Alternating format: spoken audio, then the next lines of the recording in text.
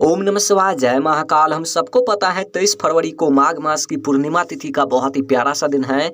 और अगर आपके घर में धन संपदा की बहुत कमी है, व्यापार में उन्नति नहीं हो रही है, नौकरी नहीं लग रहे हैं, या आपके मन में कोई भी मनोकामना है, कोई भी इच्छा है जो कि काफ़ी दिनों से अधूरी है, पूरी नहीं हो पा रहे हैं, तो ये वीडियो आपके लिए है। पूज्य गुरुदेव की कथा ये सुनकर बहुत अच्छे से बताऊँगा। मात्र आपको 9 चावल के दाने चुपचाप रख देना है। आपका जो भी मनोकामना होगी, जो भी इच्छा होगी, पूरी जरूर होगी, है ना। तो चलिए समझते हैं उपाय को कैसे करना है। लेकिन उपाय को बताने से पहले वीडियो को लाइक कर दीजिए। अगर चैनल पर नए हो तो चैनल को सब्सक्राइब जरूर कर लेना। इस पूरे वीडियो में 4 बहुत ही चमत्कारी उपाय के बारे में बात करेंगे जो कि अलग अलग मनोकामना पूर्ति के लिए होगा। लेकिन हाँ, इस वीडियो में जो चौथे उपाय के बारे में बात करेंगे, बहुत ही चमत्कारी उपाय है, बहुत ही अचूक उपाय है। वीडियो को पूरा देखना है और एक एक उपाय को समझ करके आपको उपाय करना है, ठीक।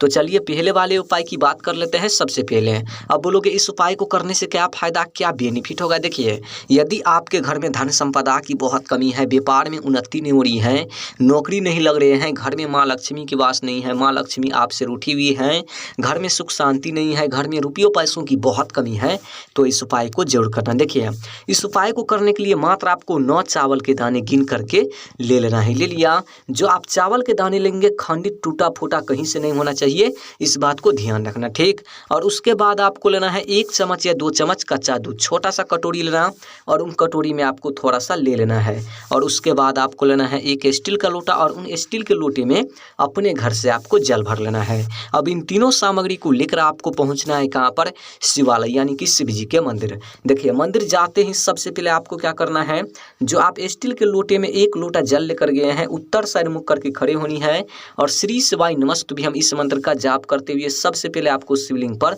थोड़ा सा जल समर्पित कर देना है। पूरा जल नहीं समर्पित करना है, नहीं, बस आपको थोड़ा सा करना है और बाकी जल आपको बचाना है। देखिए, बाकी जल बचाने के बाद आपको क्या करना है, जो आप 9 चावल के दाने लेकर गए हैं और 1 चम्मच या 2 चम्मच दूध लेकर गए हैं, उन दोनों सामग्री को क्या करना है, उन जल में आपको गिराना है। जो पात्र में, स्टील के पात्र में आप जल बचाए हैं, उन जल में आपको गिराना है। 9 चावल के दाने और 1 चम्मच या 2 चम्मच कच्चा दूध लेकर आए हैं, उन दूध को गिराने के बाद उन लोटे को अपने हाथ में लेना है, शिवलिंग के सामने खड़े होनी है। जो भी आपके जीवन में धन की समस्या है, व्यापार की, नौकरी की, महादेव से कहनी है, प्रार्थना करनी है कि धन की समस्या दूर हो, व्यापार में उन्नति हो, घर में माँ लक्ष्मी की वास हो, माँ लक्ष्मी हमसे रूठी हुई है, घर में सुख शांति प्राप्त हो।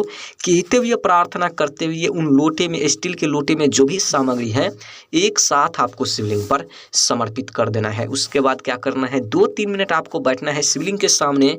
जो भी धन की समस्या है, व्यापार की, नौकरी की, महादेव से कहनी है, फिर से प्रार्थना करनी है। यकीन मानिए, 9 चावल वाला उपाय यदि आप कर लेते हैं पूर्णिमा तिथि पर, माघ माह के महीने में शुक्रवार के दिन, तो जो भी धन की समस्या होगी हमेशा हमेशा के लिए दूर होगी, है ना। चलिए अब बात कर लेते हैं दूसरी उपाय के बारे में। अब बोलोगे इस उपाय को करने से क्या फायदा, क्या बेनिफिट होगा। देखिए, यदि आपके मन में कोई भी मनोकामना है, कोई भी इच्छा है जो कि काफी दिनों से अधूरी है, पूरी नहीं हो पा रहे हैं, तो इस उपाय को जरूर करना। देखिए, इस उपाय को करने के लिए मात्र आपको 2 लौंग लेना है। जो आप लौंग लेंगे, खंडित नहीं होना चाहिए, इस बात को ध्यान रखना। और उसके बाद आपको लेना है 1 चम्मच या 2 चम्मच शहद, छोटा सा कटोरी लेना, और उन कटोरी में आपको लेना है। और उसके बाद आपको लेना है 1 तांबे का लोटा, और उन तांबे के लोटे में जल भर लेना है। अब इन तीनों सामग्री को लेकर आपको पहुंचना है कहाँ पर, माघ माह के पूर्णिमा तिथि पर शिवलिंग के पास, यानी कि महादेव के शिवलिंग के पास आपको पहुंचना है, ठीक। वहां जाते ही सबसे पहले आपको 1 लोटा शिवलिंग पर जल समर्पित करना है। उत्तर साइड मुख करके खड़े होनी है, और श्री शिवाय नमस्तुभ्यं का जाप करते हुए 1 लोटा शिवलिंग पर जल समर्पित कर देना है। सबसे पहले जल समर्पित कर लेने के बाद समझना मेरी बात को, जो आप कटोरी में शहद लेकर आए हैं, उन कटोरी में क्या करना है, जो आप 2 लौंग लेकर आए हैं, उन दोनों लौंग को उन कटोरी में आपको गिराना है। शहद वाले कटोरी में श्री शिवाय नमस्तुभ्यं इस मंत्र का जाप करते हुए उसके बाद क्या करना है, उन कटोरी को अपने हाथ में लेना है, शिवलिंग के सामने खड़े होनी है। जो भी आपके जीवन में अधूरी मनोकामना रह गए हैं, महादेव से कहनी है, पूरी करने के लिए प्रार्थना करनी है। जो भी समस्याएं हैं जीवन में दूर करने के लिए कहनी है, और कहते हुए प्रार्थना करते हुए उन शहद वाले कटोरी में से दोनों लौंग को निकाल करके शिवलिंग पर समर्पित कर देना है। आई बात समझ में। उसके बाद वहाँ पर आपको 2-3 मिनट बैठना है। जो भी मनोकामना है, जो भी इच्छा है, फिर से कहनी है, महादेव से प्रार्थना करनी है। यकीन मानिए, इस उपाय को यदि आप कर लेते हैं माघ माह की पूर्णिमा तिथि पर शुक्रवार के दिन सुबह से लेकर शाम तक किसी भी समय या प्रदोष काल में भी कर लेते हैं ना, तो हमेशा हमेशा के लिए समस्या दूर होगी, जो भी मनोकामना होगी महादेव परिपूर्ण करेगी, है ना। चलिए अब बात कर लेते हैं तीसरी। अब बोलोगे इस उपाय को करने से क्या फायदा, क्या बेनिफिट होगा। देखिए, यदि आपके जीवन में बहुत ज़्यादा कर्ज है, कर्ज से आप परेशान हैं, कर्ज से मुक्ति लेना चाहते हैं, कार्य में रुकावटें आ रहे हैं, जो भी आप कार्य कर रहे हैं बीच में कार्य अटक जा रहे हैं, घर में कलेश रहते हैं, एक दूसरे में हमेशा लड़ाई झगड़ा होते रहते हैं, तो इस उपाय को जरूर करना। देखिए, इस उपाय को करने के लिए मात्र आपको एक चुटकी चंदन, पीला चंदन आपको ले लेना है। ले लिया, उसके बाद आपको क्या करना है, एक तांबे का लोटा लेना है और उन तांबे के लोटे में जल भर लेना है। अब दोनों सामग्री को लेकर आपको पहुंचना है कहाँ पर, शिवालय यानी कि शिव जी के मंदिर। मंदिर जाते ही सबसे पहले आपको क्या करना है, जो आप 1 चम्मच या 2 चम्मच पीला चंदन लेकर गए हैं, सबसे पहले उन पीला चंदन को क्या करना है, जो आप पात्र में जल लेकर गए हैं उन जल से आपको गीला करना है। श्री शिवाय नमस्तुभ्यम इस मंत्र का जाप करते हुए गीला कर लेने के बाद समझना मेरी बात को, आपको क्या करना है, 7 बिंदी का निर्माण करना है उसी पीला चंदन से। जो आप गीला किए हैं पीले चंदन को, उससे आपको 7 बिंदी का निर्माण करना है। पहला बिंदी आपको गणेश जी के स्थान पर लगाना है, जैसा कि आप सबको स्क्रीन पर दिख रहा है। दूसरा बिंदी आपको कार्तिकेय जी के स्थान पर लगाना है। तीसरा बिंदी आपको माता अशोक सुंदरी जी के स्थान पर लगाना है। चौथा बिंदी आपको जलाधारी के अंत में, जहाँ से जलाधारी से होकर जल नीचे गिरता है वहाँ पर आपको लगाना है चौथा बिंदी। और 5वां बिंदी माँ पार्वती जी के स्थान पर लगाना है। और 6ठा बिंदी आपको शिवलिंग के पीछे साइड में आपको कुछ इस प्रकार से यहाँ पर आपको लगाना है।